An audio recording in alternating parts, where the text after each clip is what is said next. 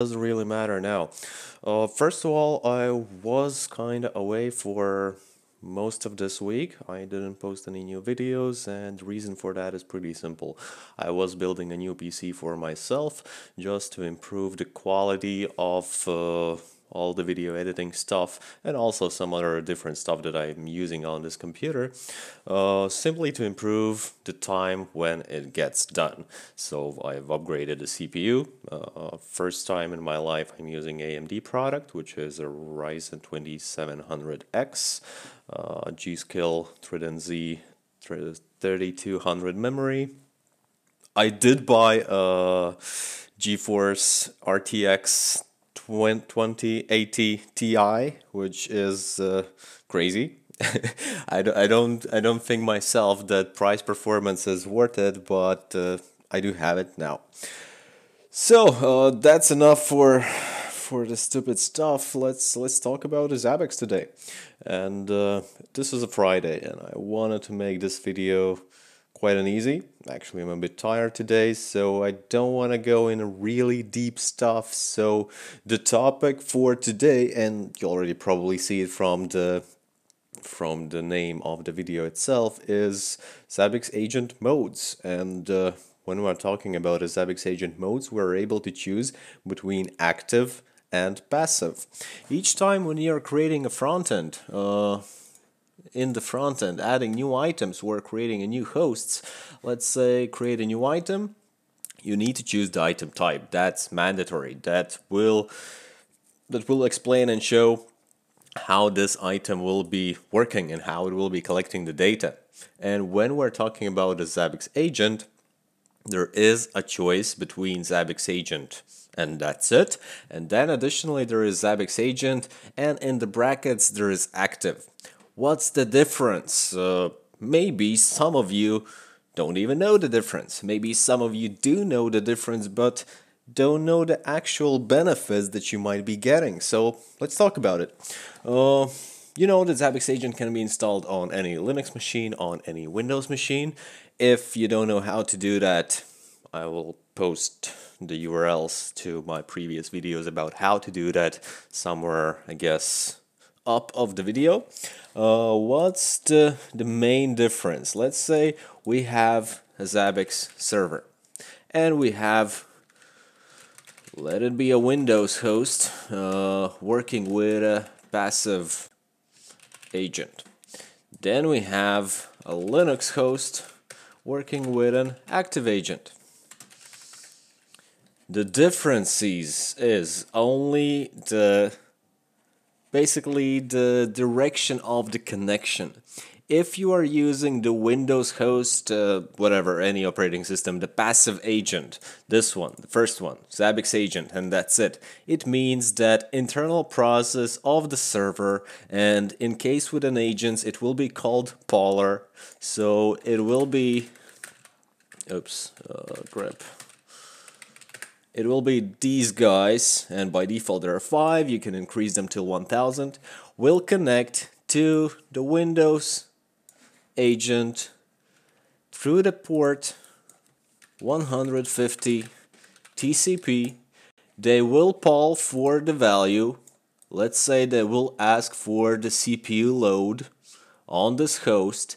Then the poller, let me write it here, poller, it will wait until the agent on the host will actually respond with a value.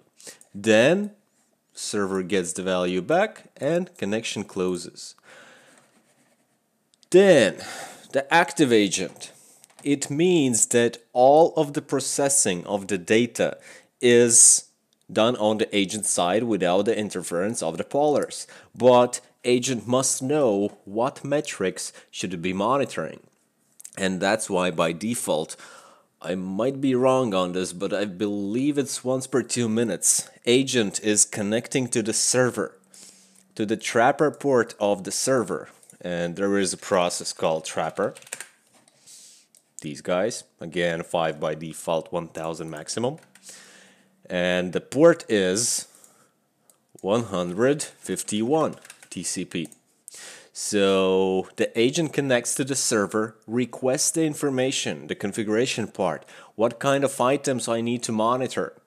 Then agent performs the monitoring on the servers on the host side and pushes the data again to the server. Again on the port 151 TCP. Got it? So what's the benefit? Let me make it like, I don't know, it looks ugly right now. Let me do it here. So we could have passive means Zabbix server connects to the agent over TCP 150, TCP, Zabbix server, polar. And if we're talking about an active, then agent connects to the Zabbix server, internal process called Trapper, on the port 151 TCP, which is a default listening port of the Zabbix server. What's the additional benefits of choosing one or another? Well, first of all, it comes out from the topology of the network where you're installing your Zabbix software, Zabbix agent. It might be that, let's say, your company or your customer don't want any incoming connections in their environment, even from the internal network. They are okay to push the connections outside of the machine, but they won't open the firewalls for any incoming connections. And that's understandable. So in that case, we immediately understand that we won't be able to use a passive checks. We will have to use the active. But let's say you want to do not only a monitoring on those hosts, but also automatic resolution of the problems. And the simplest example is with the Windows services. You want to configure the items triggers that will check the health, but before notifying the users about the stopped Windows service, you want to try to start it automatically, and that is possible with the remote commands. It will be explained a little bit in one of the previous video about how to configure actions and notifications inside a Zabbix. So in the configuration actions, this is in the front end steps, you must choose remote command, and then you just specify the cmd command net start service name, and that's it. Each time the trigger will fire, the Zabbix agent will try to start the service, and then with the step 2, if it failed, you can actually send a notification. But this remote command will work only with the Zabbix agent passive mode. It will not work at all completely at 100% cases if your agent is configured as an active agent. Good. Then let's talk about the performance benefits, the possible performance improvements for our Zabbix server. And the previous video was about the performance troubleshooting inside a Zabbix, so check that out too. What's the benefit? I told you that the polar connects to the host, to the agent, requests the data, and then waits for the response. Polar waits. For how long will it wait? Until it will receive the data, or until let's see, Zabbix server.conf, nope, grep, until this parameter will be reached, the timeout, where the maximal value for the timeout is 30 seconds, and it is bad. You should not increase the timeout settings to 30% in all of your components. It's wrong. Same is inside the Zabbix agent config file. agentd.conf, grep, timeout. It is 3 seconds. So the polar will wait for 3 seconds or until the value will be received. Let's say you've increased the timeout to 30 seconds because you don't know what you're doing, most likely. Then the polar will wait 30 seconds or until the value will be received. How much time does it usually takes to get a value? Let's try the Zabbix get 12701 system.cpu load. Let's add a time in front. 0.002 seconds. It's fast. What if you have a custom items? What if you have a user parameter that is actually executing some PowerShell or Bash script that is running 10, 15 seconds, and you are doing that each minute or two? Then the poller will wait those 10, 15 seconds until it will get the value, which means that those 10, 15 seconds it won't be able to process any other items. Think about how many other items like these it would be able to process in 15 seconds. So it means that your poller busy will start to raise till abnormous numbers, and you will have to increase these processes. Same applies on the agent. Let's say if you have an agent with a lot of such items, a lot of scripts, a lot of user parameters, and all of them are slow, it will take time for the agent to process them. But the agent, talking about agent, vim etc zabbix zabbix agent.conf start agents. No, not this. Start agents, this one. How many of internal processes of the agents there will be started? By default, there are 3 internal processes that are able to process an item, the checks, which means that by default, at the same time, the agent can process 3 items. And this parameter is possible to increase. So let's say that you have a lot of slow running checks and the bottleneck is agent. You can increase this. Yes, slow running checks are bad. They are bad for the performance of your Zabbix server, but sometimes there are no any other options. So you will increase the start agents till 100. You will increase the pollers on the Zabbix server side to make it happen. And you will say, but wait, like the active will be better, because what will happen? Server is not interference at all. Server only receives already collected data. All of the processing is happening here on the agent side.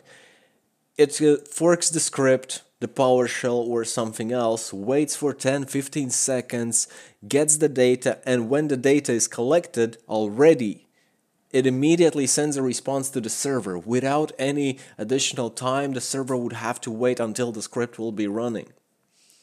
But there is only one process for the active agent.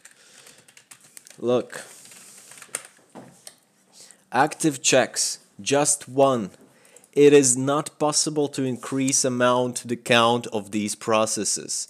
If you will have 100 items running for 10-15 seconds with a very small update interval on this host, and you will configure all of them as an active checks, there will be a queue. If you don't want to see that queue, you should configure it as a passive checks, and then you can increase the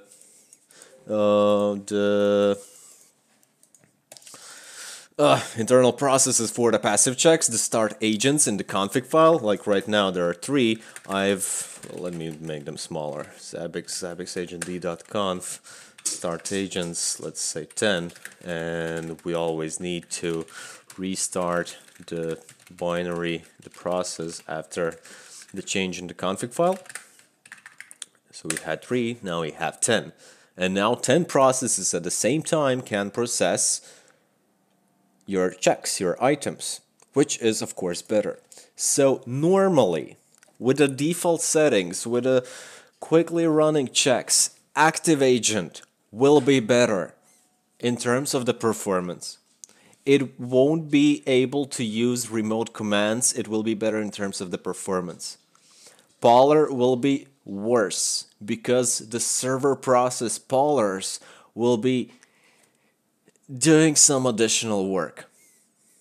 But if you have a lot of slow items, 10, 15, 20 seconds, and you don't have a possibility to process them outside of the agent and then simply push the values with a Zabbix sender, in that case, the passive checks will be your only option, because with the passive checks you can increase amount of the processes on the agent side.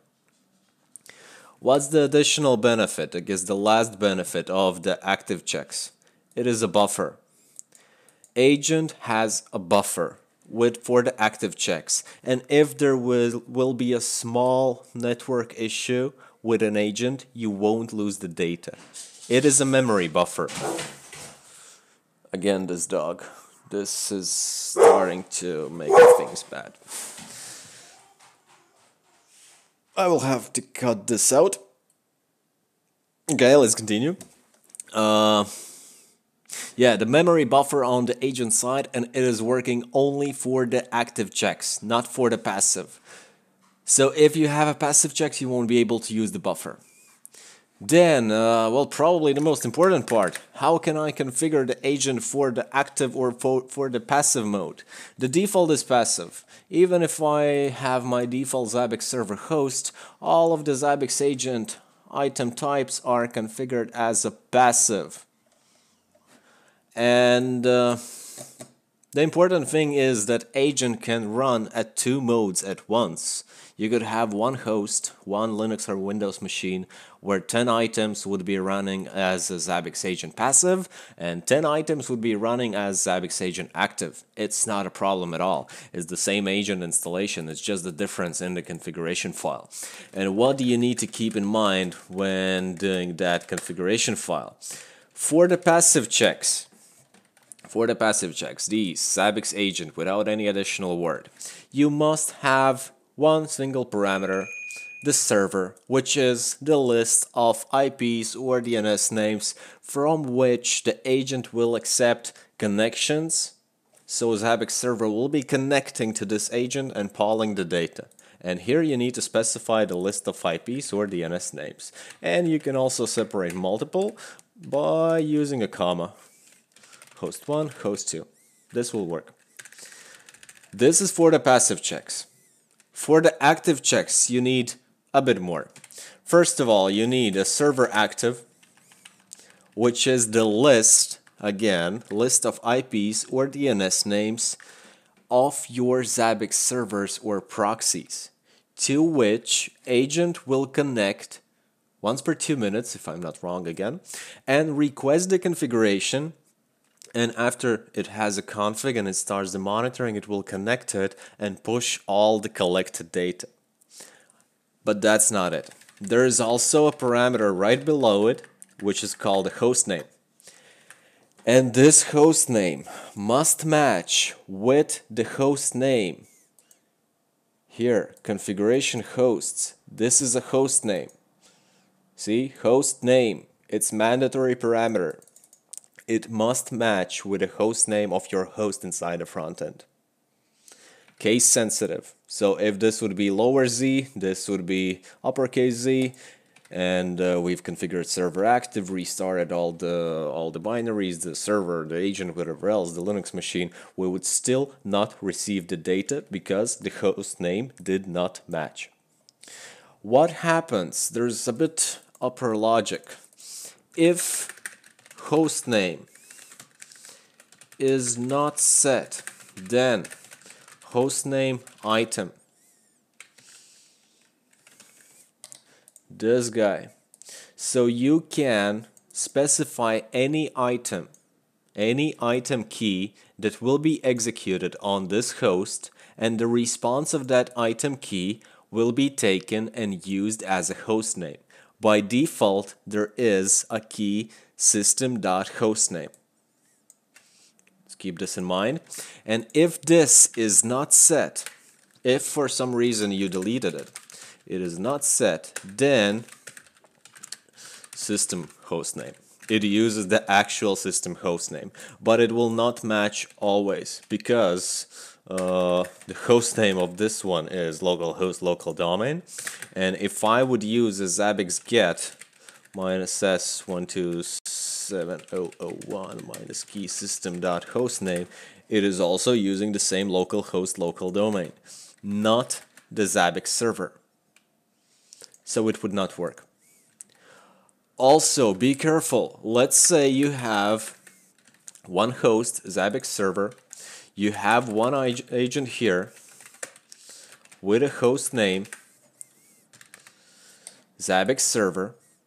Let's say you will have, for some reason, some mistake, another PC, another virtual machine, another server with a Zabbix agent and with the same host name, also Zabbix server.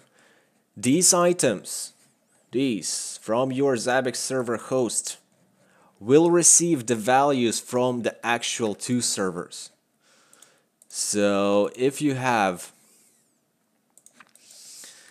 server host name Zabbix server, then you will have Linux machine with host name is Zabbix server, and then you will have Windows machine with host name also exactly the same.